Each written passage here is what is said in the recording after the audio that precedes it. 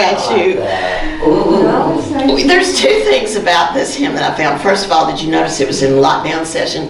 It was back in the pandemic, and that's when people got together on Zoom and did all these beautiful harmonies and all. So that was a gift to us, but aren't we grateful? We are beyond that, you guys. Do you remember that Thanksgiving?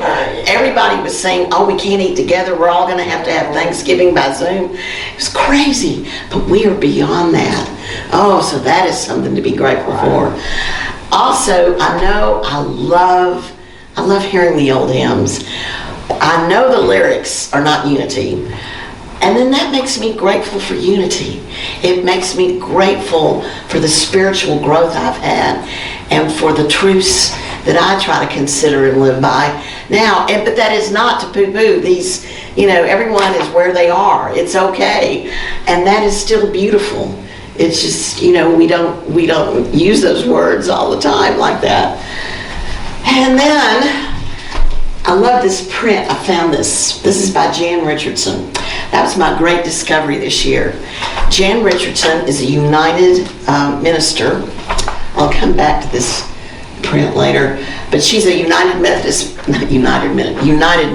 minister. And she is known for her artwork. And you guys, she writes the most beautiful blessings. I discovered her in September. I was sitting down in a retreat I was at, and I had a moment, and I picked up this book, and it just spoke to me. So, and then I went online and researched her. She's just really wonderful, and one of her blessings is on the handout that I did provide. So,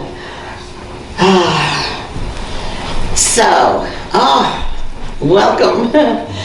So Thanksgiving is, of course, a time to gather around the table. And so here comes Dave, because just in time. look at the table. Dave is kind of responsible for the tables, and Dave and I are going to work on the Christmas too, and then Rain has contributed. But in our Sunday salon, we set the table, and it's been fun to gather in here in this a little more intimate space. And I didn't bring bread today. We don't, we normally say break bread together, but I brought pumpkin pie with homemade whipped cream. Oh, wow. So I just felt, just because having dessert for breakfast, why not? But in this lesson, I want us to consider the table, the bread, and the blessings or the grace, and of course the gratitude. I want us to consider the deeper meaning of these daily things, these daily symbols in our life. And so I'm going to start this lesson. I'm going to serve it up. I'm going to start this lesson with a grace before meal. And it is actually one of the, blessings that I put on the handout if you want to see what it is. So as we begin this meal with grace, let us become aware of the memory carried inside the food before us, the quiver of the seed awakening in the earth, unfolding in a trust of roots and slender stems of growth on its voyage toward harvest.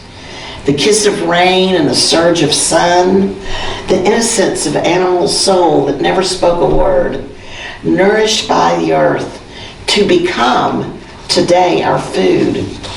The work of all strangers whose hands prepared it. The privilege of wealth and health that enables us to feast and celebrate. Now that's kind of a standard kind of blessing, to stop and consider, well, where did this food come from? Not just the store, so, and when you think of that, wow, to me that just felt very abundant and very blessed. And very privileged, as he said, the privilege of wealth and health as we sit around our tables this Thanksgiving season. Now, hospitality and breaking bread and gathering around a table appears throughout Christianity and the Bible. And I'm going to show several instances of that today. But if you think about it, hospitality and gathering, if you just pick any culture, well, of course, the first Thanksgiving, what was that? That was the natives and the settlers coming together, right? So, when we come to the table, it really makes a difference. So now let's go way back, okay? So this is from Genesis. This is the hospitality of Abraham. And it's also an icon that's become the Trinity icon. And I won't go too much into the story, but Abraham was sitting in a tent door when he looked up and he saw three men. And he ran to meet them and said, "You must sit down and I'm going to prepare a feast for you." Well, you got to understand that day or night in the Eastern culture, when they encounter a stranger, they offer rest and share food. Some say they believe that the stranger could be even God. So they treat each other well, even their enemies. It turns out that these three men were indeed angels in the story in the Bible. And Abraham recognized them. And he brought out the bread and the syrup, but he stood over to the side while they ate, because what he really saw is that they were angelic and they were really one. And so the reason it's kind of like become a symbol for the Trinity, this is a more modern version of it, but we have the Father, the Son, and the Spirit. And the Spirit is pointing at the bowl, the food, and it's pointing it like at a place for someone, a fourth person to come. And there is this, in the original icon, there's kind of a hole in the table in the front, and they're thinking that maybe a mirror went there. So, it's as though you have been invited to the table. The hand of the Spirit points toward a fourth place. We see that Holy One in the form of three, eating and drinking in infinite hospitality. And Richard Rohr puts it this way: if we take this Trinity seriously, we have to say that in the beginning was relationship. And see, that's what happens at the table, is relationship. That coming together and being able to interact with each other. And that's where the truth happens. That's where love happens. It's in relationship. So,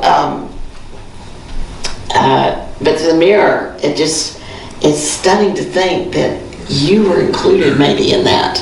You were indicated in that. It's kind of interesting.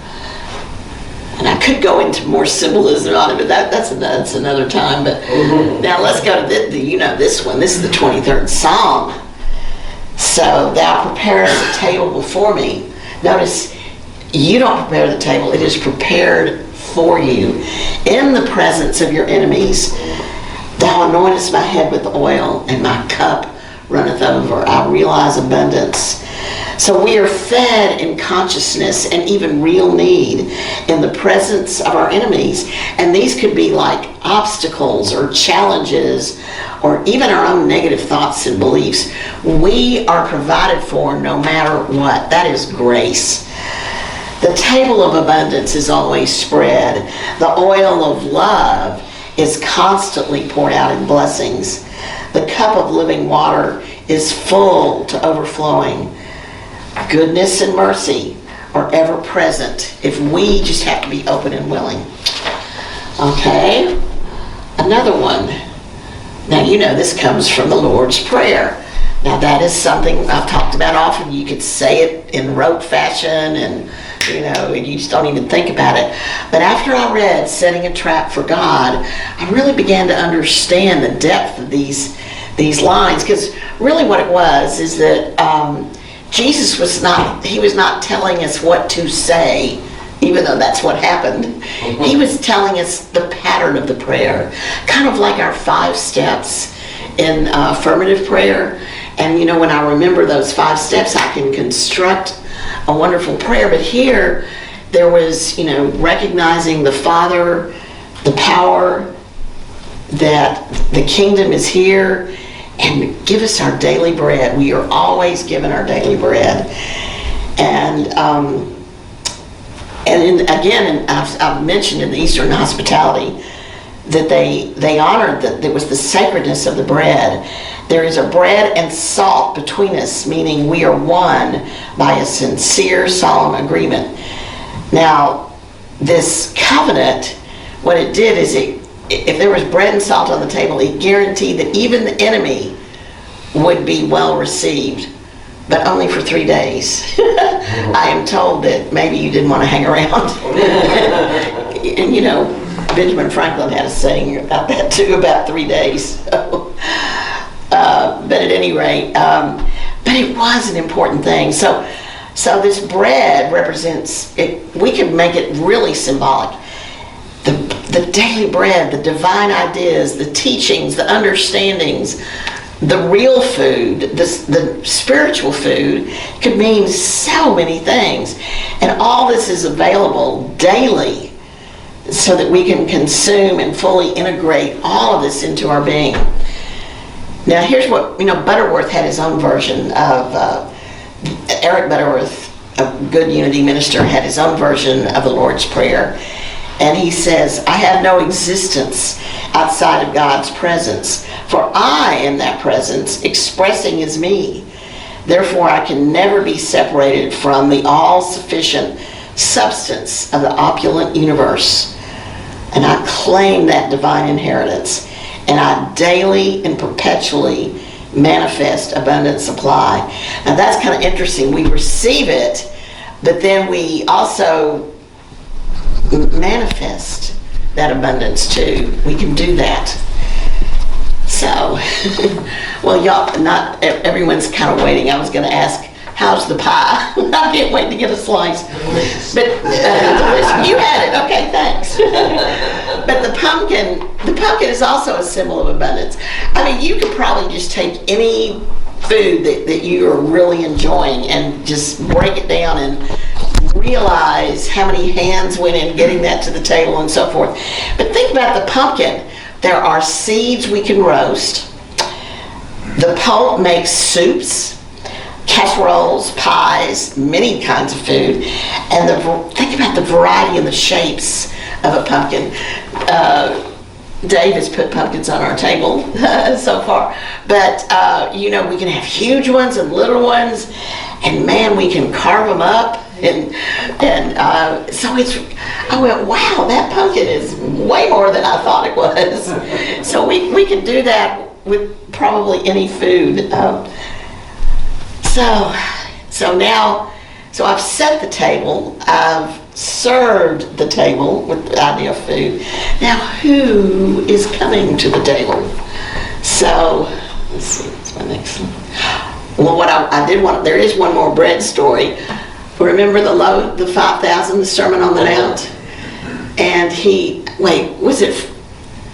is it 5 loaves and 3 fish? I can't remember what the number was, but it was pretty astounding how it went all around. Mm-hmm. And again, there's that idea of we really do have enough. We really are fed.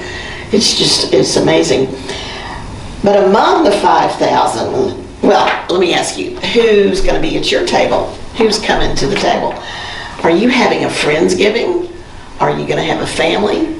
Are you maybe going to be alone? If you are, man, let us know. But I mean, who's coming to the table? Where are you going to be? Well, among the 5,000, Jesus welcomed and blessed the poor in spirit, the mourners, the meek, those who thirst for righteousness, the merciful, the pure in heart, the peacemakers, those who were persecuted, and the persecutors. All that was in the Beatitudes. He welcomed all of those in that crowd. Now, who among us does not fall into any of those categories at one time or another? I mean, I gotta confess, I can be the victim, I can be the persecutor, or sometimes, we've got to be honest, so that really creates a oneness. In our 100% humanity, we are all one, as well as in our 100% divinity. So at the very least in our hearts, we can be welcoming and compassionate. And there was that line in that blessing, the privilege of wealth and health that enables us to feast and celebrate. The privilege of wealth and health. And I guess when I first started thinking about this service, you know, I was thinking about what's going on in the world. I mean, we just can't get away from it. And I don't need to describe it to you. I'm sure you all are in touch with it too. And it can be local, but definitely all over the world, in the Middle East in particular. And I wondered, okay, so we're going to come together on this day. We are privileged in health and wealth here. What can we do?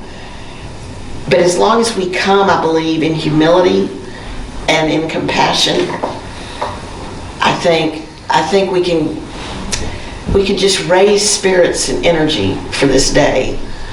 Make it a day of true Thanksgiving. Now, in November 2019, Davy Thomas and I presented The Gathering, a book, and Travis may remember this because I started a 40-day meditation. In the back of the book, he's got these 9, Jim has these 9 steps that lead you to a really deep prayer practice. And as we built the steps, we went through 40 days of meditations. And y'all, I still have those meditations as PowerPoints. They may even be recorded. We recorded them on Facebook, so you may be able to find them. I thought it was a pretty amazing practice, right, Travis?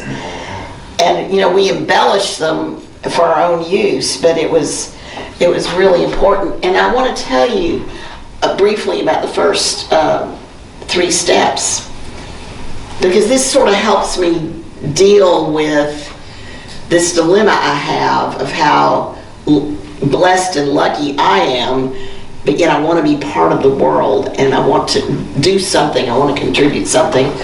So I start with my own practice. Now, if y'all know me from nonviolent communication, needs has a special meaning to me, but it says I release my human need. Well, the way I've read over and over this step, but what I do is I release these material needs that I have, although we've got to pay attention to it in a way. But what I do is I embrace the universal needs like peace and love and consideration and acceptance. You know, those basic human needs that connect us, And so, in a way, if you think about it, I'm releasing my human need and I'm thinking of the divine universal needs. That's what I want to embrace. And I accept my human condition so I can express my spiritual nature. Now, I really like that step, because if we've got to accept that we just are human. We are.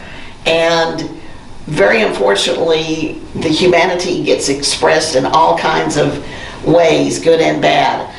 But if I see that humanity, and then I realize there's a spiritual nature and I can express that.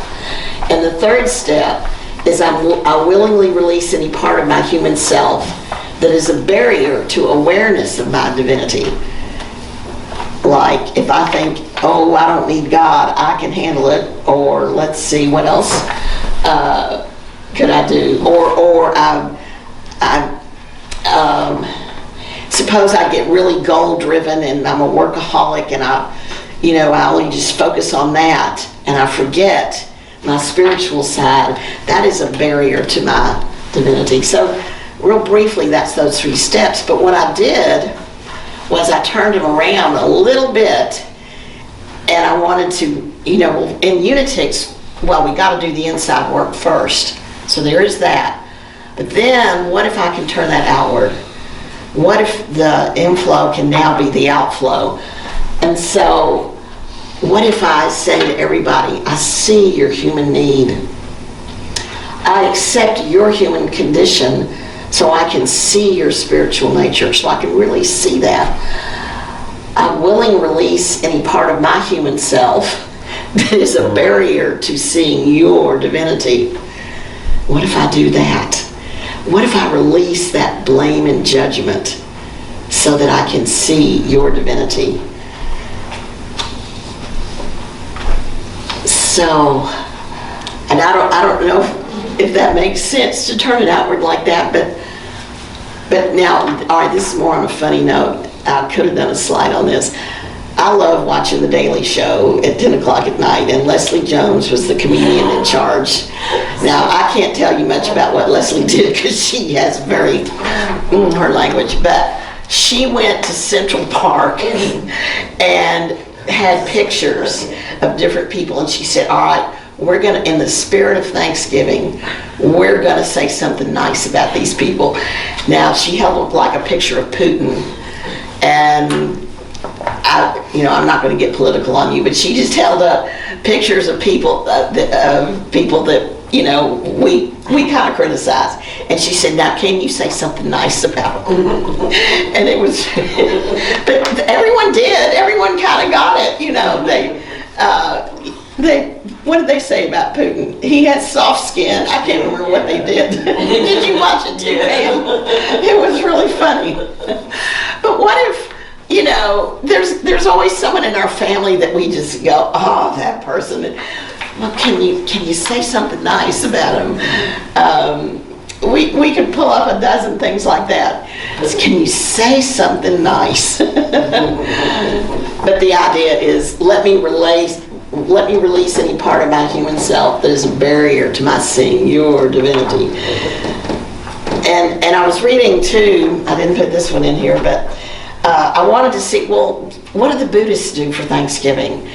Well, compassion is a real important part of Buddhism.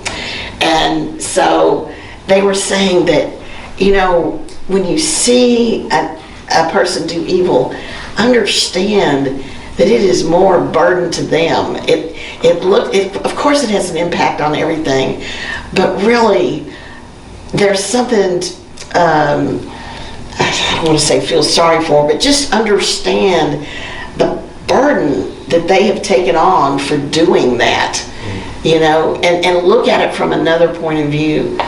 And so, in fact, you can Google Buddhism and Thanksgiving, and you'll come up with some interesting things. They do the prayer of loving kindness, and may all beings be at peace. And be loved. That's really what we want in our world. So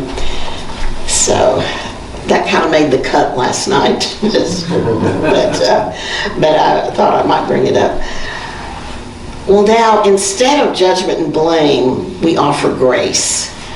And if you study Paul Hasselbeck in Unity, grace is not something that's just given by God.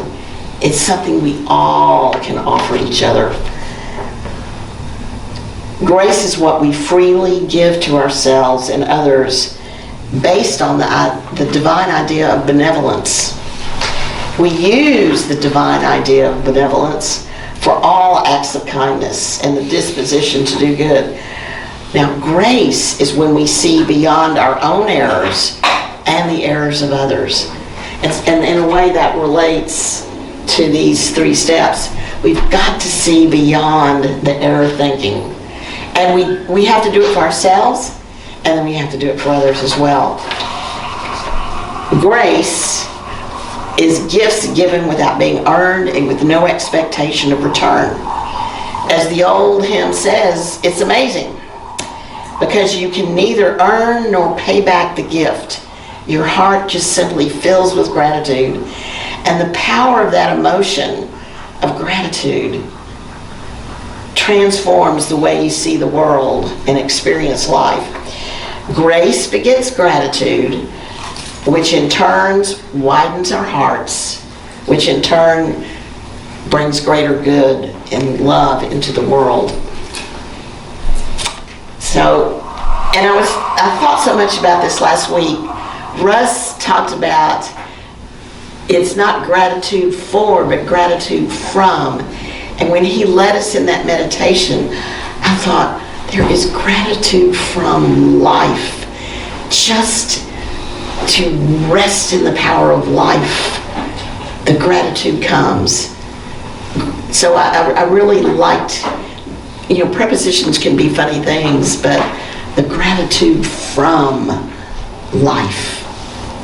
It really hit me. I don't know if it has you or not.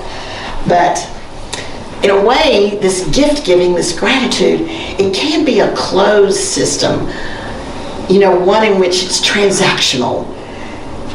And in the closed cycle of debt and duty, the roles of benefactor and beneficiary are just static, and the gifts are commodities of exchange based on transaction and even control.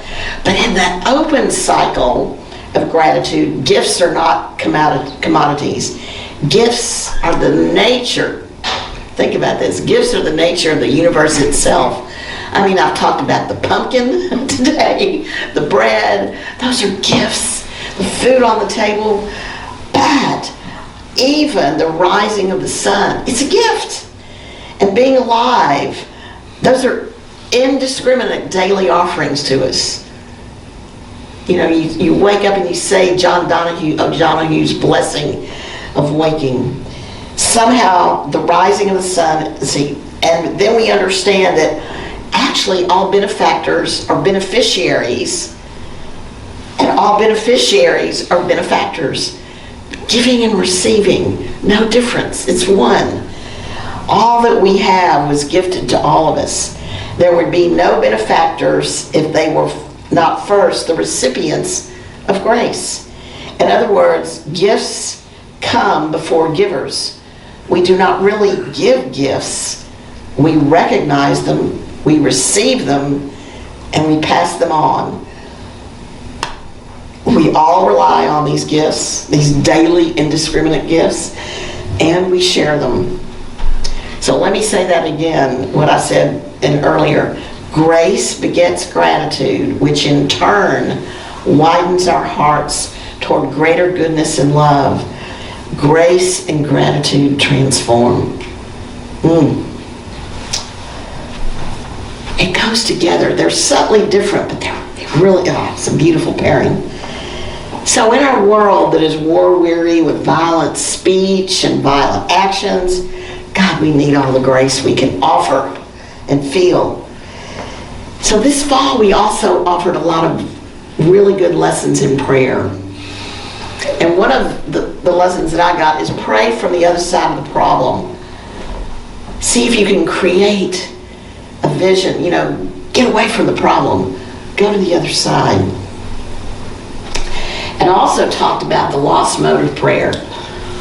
And prayer is the feeling, hurt is the teacher, wisdom is the lesson, blessing is the release, and beauty is the transformer. And then of course we have to actually pray. We create our own prayers. And I love that. Prayer is the feeling, hurt is the teacher, wisdom is the lesson, blessing is the release, and beauty is the transformer.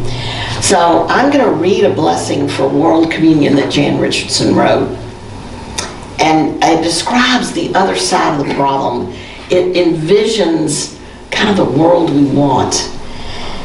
And so it's on the one of the sides. It's probably the back side of the handout I gave you. And if you want to look at it. And what I want you to do is feel this poem as a prayer, and then let the hurt of the world be the teacher. Gain some wisdom as a lesson, and in the blessing, bless those who suffer, those who cause the suffering, and bless those who witness it. See, we forget we have been bearing this. We've been watching and listening and hearing and feeling helpless, kind of. So there's three types to bless. And then let the beauty of the words of this poem be transformative. Now, I'm gonna follow it by a little bit of silence, because you're gonna have to put all those things in there. I want you to, feel it and acknowledge the hurt, maybe gain some wisdom, bless, and then let the beauty of it transform. So here we go. And the table will be wide, and the welcome will be wide, and the arms will open wide to gather us in.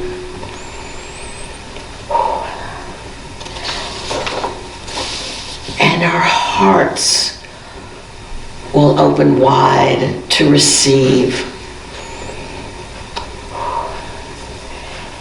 And we will come as children who trust there is enough. And we will come unhindered and free. And our aching will be met with bread. And our sorrow will be met with wine. And we will open our hands to the feast without shame. And we will turn toward each other without fear. And we will give up our appetite for despair. And we will taste and know of delight. And we will become bread for a hungering world. And we will become drink for those who thirst. And the blessed will become the blessing. And everywhere will be the feast. In the silence, we feel and we bless.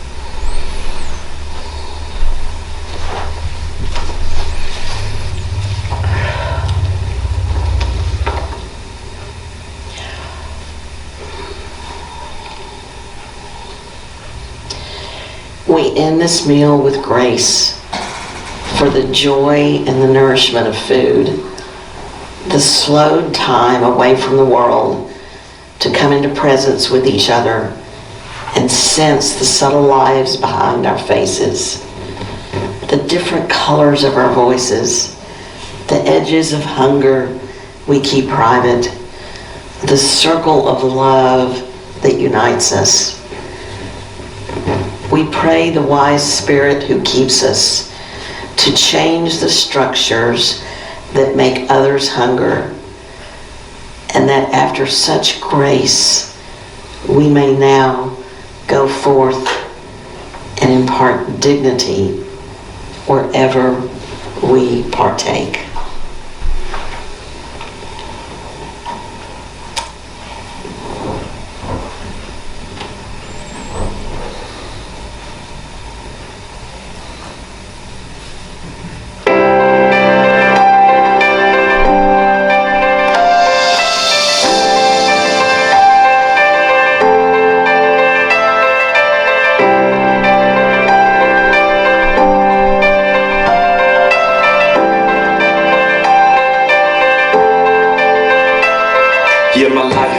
breath, you're a smile, you're my guest. You're the earth, you're the sun, you're the grass. You are love, you're my hands, you're a bug. You're my eyes, you're a hug. You're the light in the dark, you're the spark, you are fun. You're my mom, you are water. You're the stars, you're my daughter. You're my friend till the end. You're my dreams, you're my father. You're the ants on the ground, the miracles that surround. I'm feeling it all around, the hemisphere and the cloud. You're my pain, you're my sorrow. You're my hope for tomorrow. You're the strength when I'm hollow. You're the path that I follow. You're the blessings that exist, the small things that are bliss. The gift to realize that everything is a gift.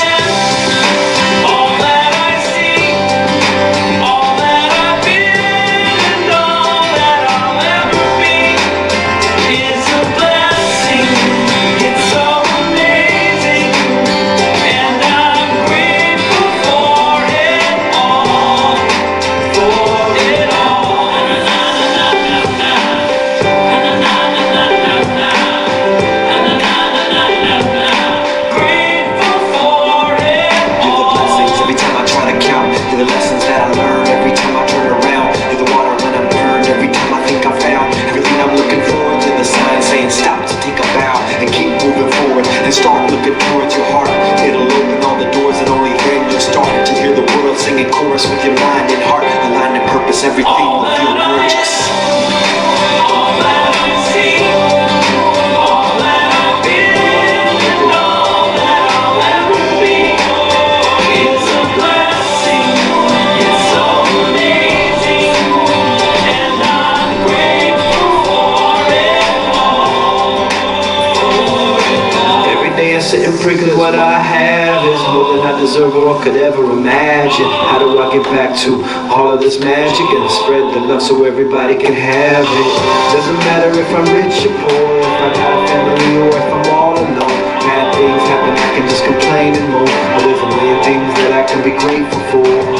So I lift up my hands now, and I open my heart, and my gratitude goes out to everything near and far. All that I am, everything I am, and everything I see, everything I hope, and everything I dream, everything I feel, and everything I feel. I look deep down and feel all the blessings. Everything I am, and everything I see, everything I hope, and everything I dream, everything I feel, and everything I be. I'm grateful for it all. It's amazing. Everything I am, and everything I see, everything I hope, and everything I dream, everything I feel, and everything I be. I look deep down and feel all the blessings. Everything I am, and everything I see, everything I hope, and everything I dream, everything I feel, and everything I be. I'm grateful for it all. It's amazing.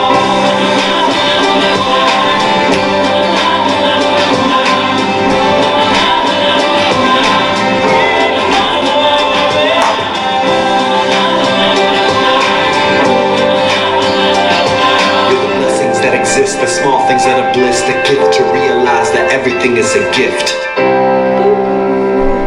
Woo! I love that. I know I played that a lot, but I love that. Now, and Nia dance, y'all know I love to dance, and so, and Nia, we've been doing gratitude all month, and Jill's going to continue a little bit in December, but of course that's one of our favorite songs, so that I had to do some movement. I do have to tell y'all a funny story about the movement though. This is telling on myself. I dance like nobody's watching. Well, when I was out in California on Mitch's deck, somebody was watching. He was filming me, and I got to see it. And in part of Nia, we do a little bit of free dance, you know. And that video is hysterical because I went, well, is that dancing? It was really funny. And but the neat thing is that I don't care. You know, I'm doing it for me. But if